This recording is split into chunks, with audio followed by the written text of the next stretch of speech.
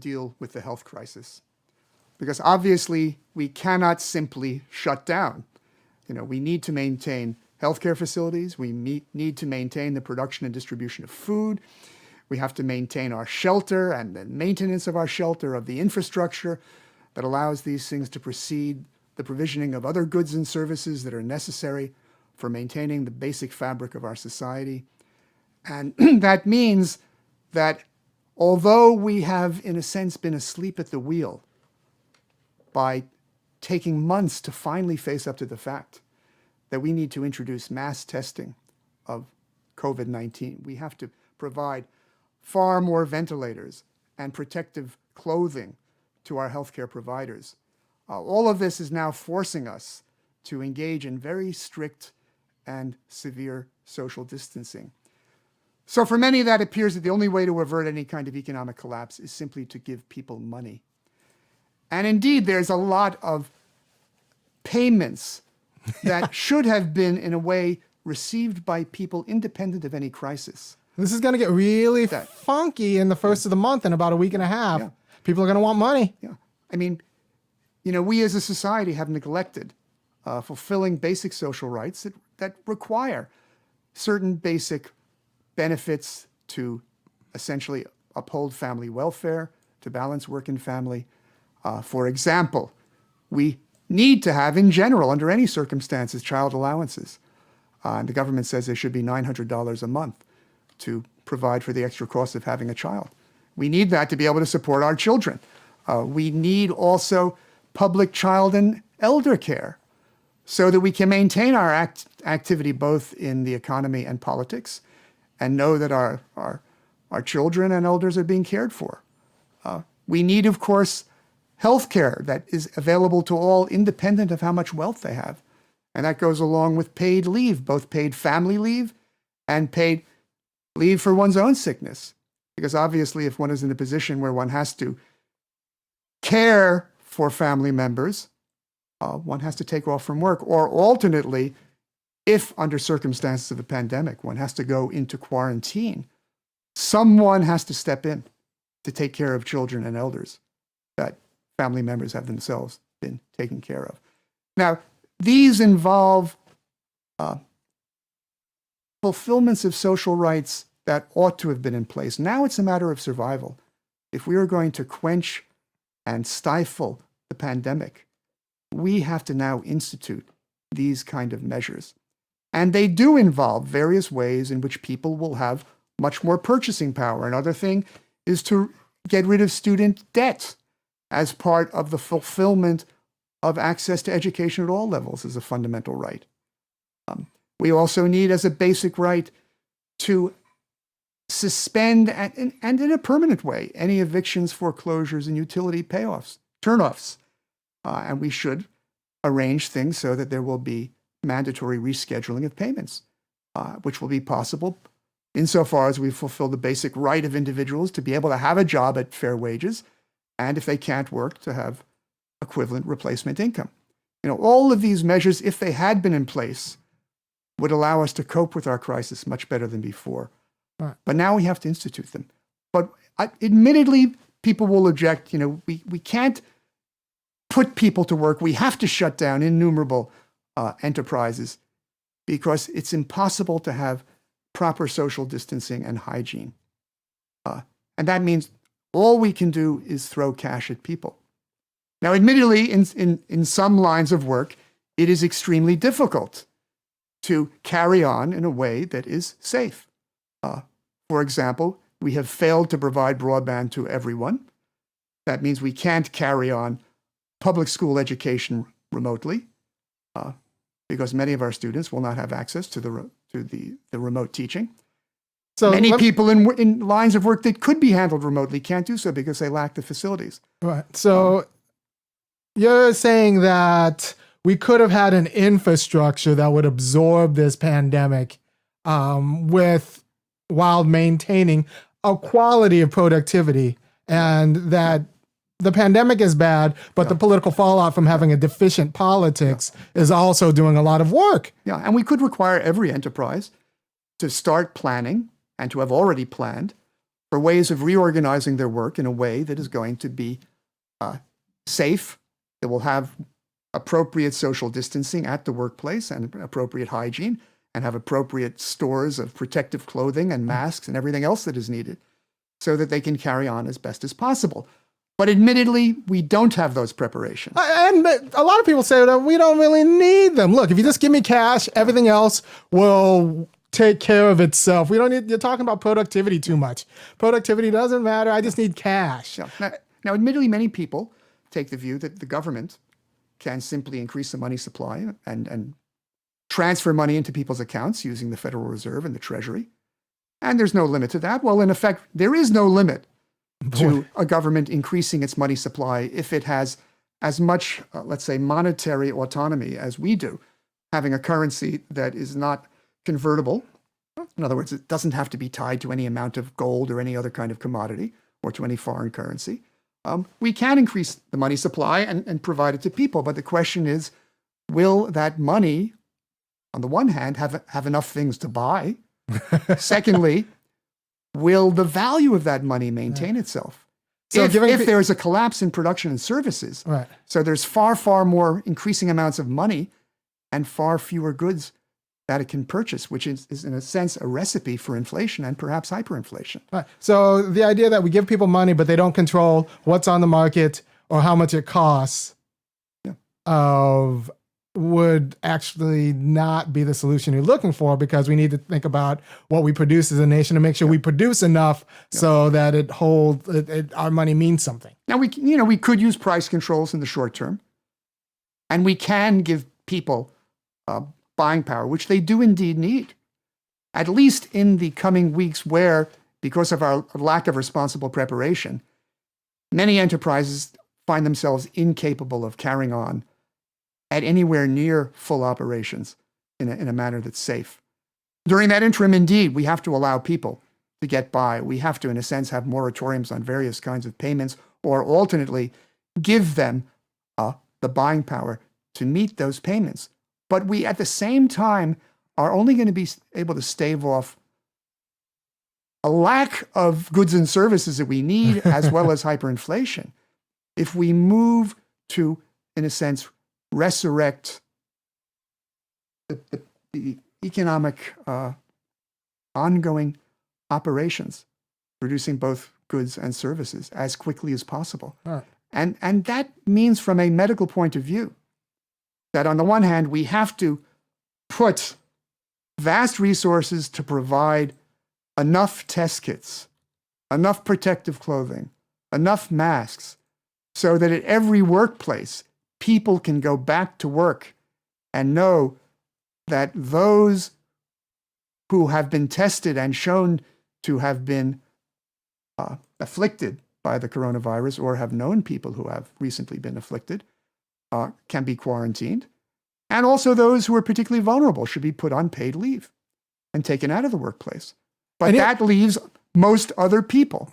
And if we act quickly and really vastly increase the amount of testing and supplies, we can proceed to bring back work as fast as possible and to move towards fulfilling the basic right to a job at fair wages, which is not a matter of an emergency measure.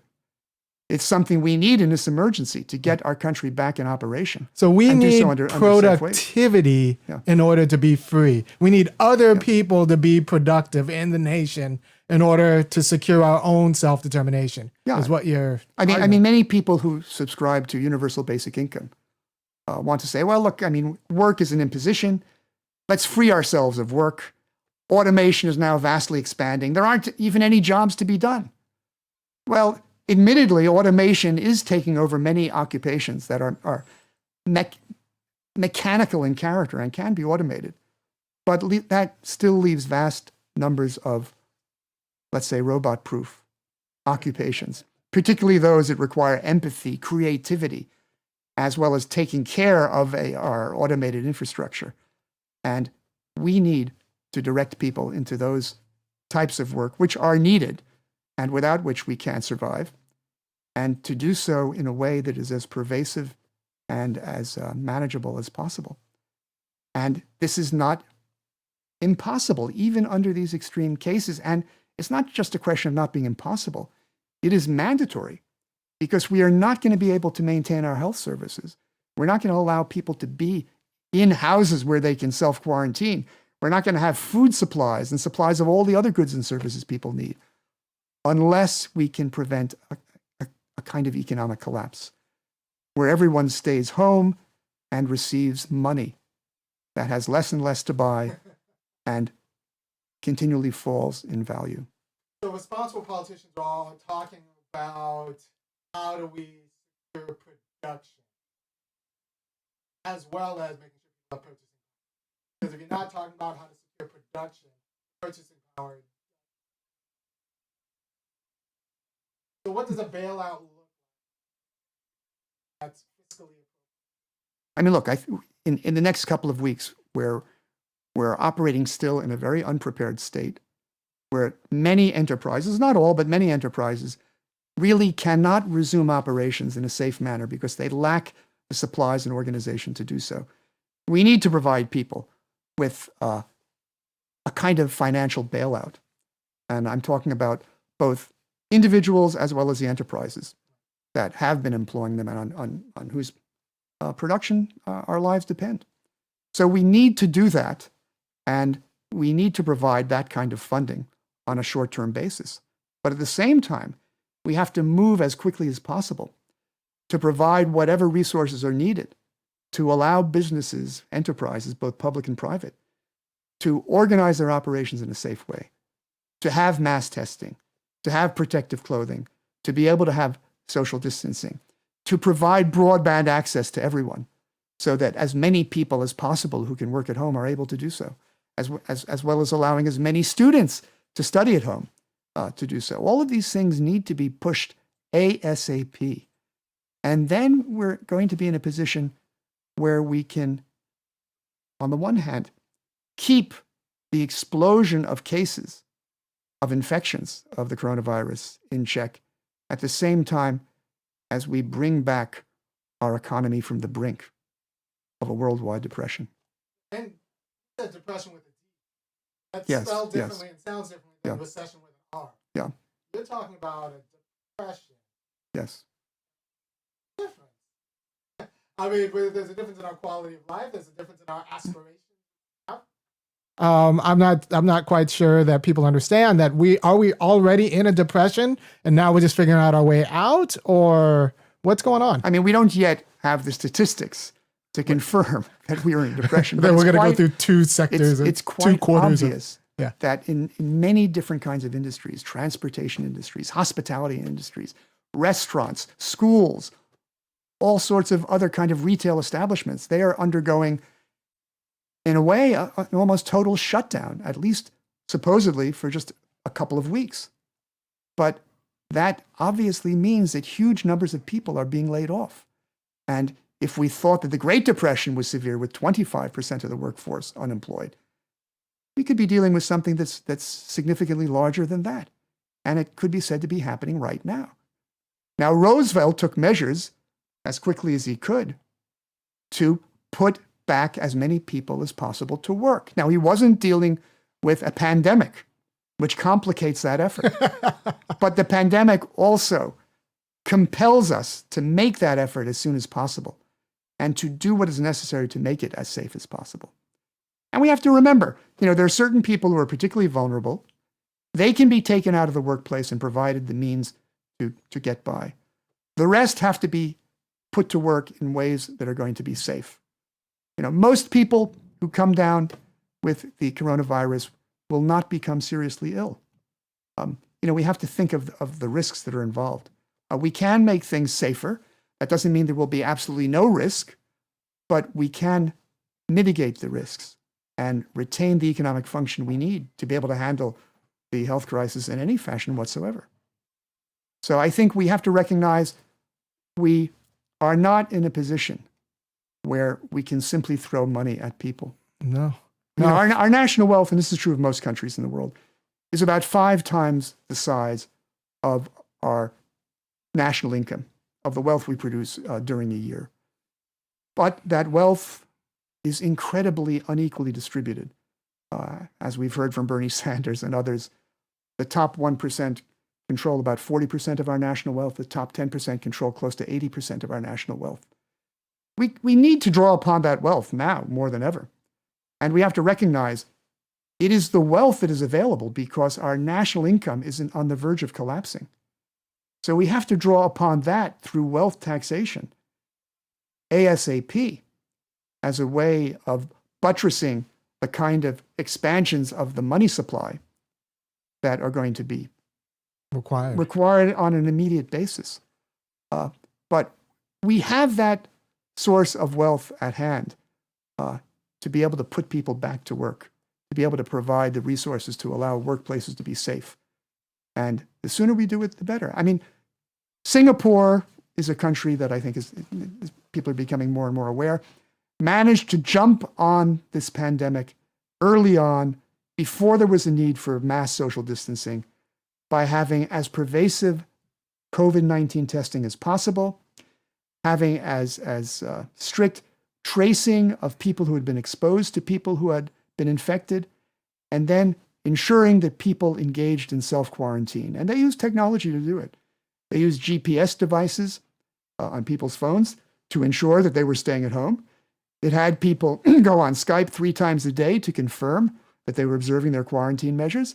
You know, these can be regarded as impositions on our liberty to do as we please, but we don't have a liberty to do things that are put others in jeopardy.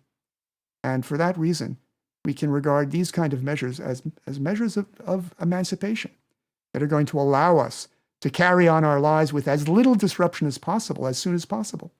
And that is what Singapore achieved. They haven't had a single death. They've had total infections in the hundreds. And work and school and everything else is carrying on. Now, hopefully we don't have to undergo the 2 or 3 months that China underwent in a kind of lockdown with overwhelmed medical services and considerable amount of loss of life before we can get back to work. At this point, you know, we are behind Singapore, but hopefully if we think intelligently about what we're doing, we can get back sooner than China did and do so in a way that will not just bring us back to where we are, but put into place measures that will make us more free than we've ever been.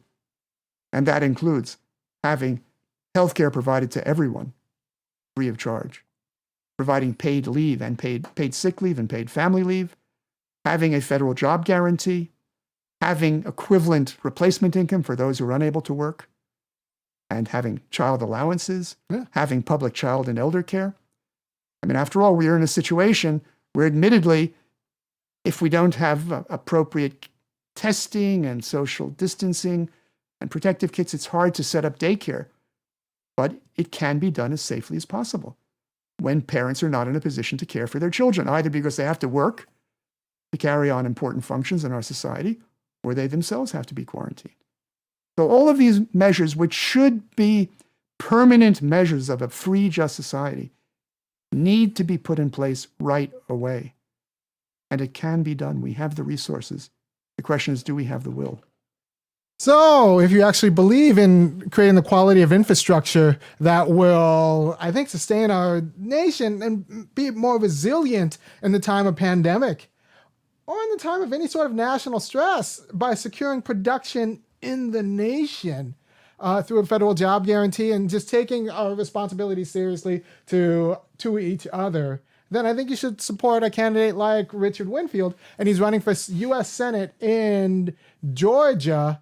He'll be on the ballot in November. And you go ahead and go to his website, put in Richard Dean Winfield for Senate in Georgia, and it'll come up. And it's actually like, look at his plans. He actually has issues.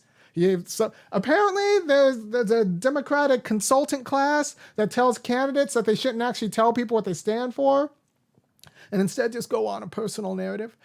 You don't need to know anything about Winfield's personal narrative to know, like, you should vote for him. You just know that, like, a federal job guarantee sounds like a good idea insofar as it secures production. You need to know that child allowances sounds like a good idea insofar as we reproduce workers who, like, we have a public interest in making sure that all parents have enough money to secure a good cultured upbringing for their child. And just go ahead and go to his website, and I think you'll be impressed with what you see, because he's trying to secure us nation, secure us freedom, and through our national institutions in a way that I think we should support. At least I'm going to support. So go to his website. If you like him, give him a little bit of money. And spread this video all around, because governing in the time of coronavirus is actually exposing kind of deficiencies in the way we think about what it means to govern institutions of freedom, and our actual deficiencies in our institutions of freedom. So thank you for your time, and I will see you again. Take care.